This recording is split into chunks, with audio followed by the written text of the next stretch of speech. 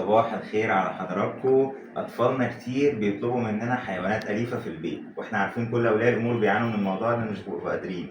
فإحنا عملنا لحضراتكم كده كروت تخليهم يشوفوا الحيوانات جوه البيت، بيبقى يستمتعوا بيها ويفرحوا بيها، والأهم بقى إن هم يتعلموا. المجموعة بتاعت الكروت دي فيها كروت كتير قوي، 12 كارت ب 12 حيوان مختلف، وعندنا كمان مجموعات كروت حيوانات تانية وفواكه وخضروات هنوريها لحضراتكم.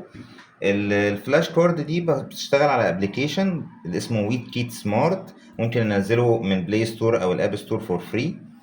بختار من هنا الحاجة اللي انا عايز افتحها وبلاقي على طول الحيوان طلع لي. الكلب اهو اقدر اشوفه. الحاجة الاجمل بقى ان هو يتعلم الكلمة ب3 لغات. لو عليت الصوت هنا عشان حضراتكم تسمعوا معايا كده.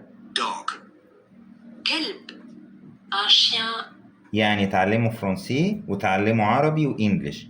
لو جينا نشوف الحيوان اللي بعده، السلحفة، يشوفها قدامه وبرضه نتعلم الكلمات.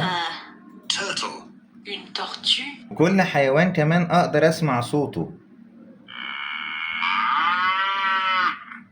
cow بقرة une vache كل الحيوانات بنفس الفكرة دي كده، عشان الأطفال يستمتعوا ويلعبوا ويبقوا فرحانين وهما بيتعلموا.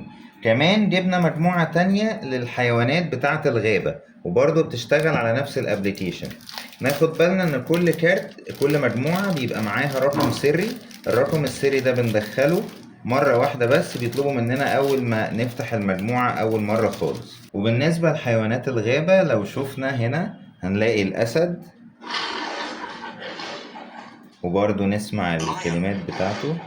أسد un lion النمر، tiger نمر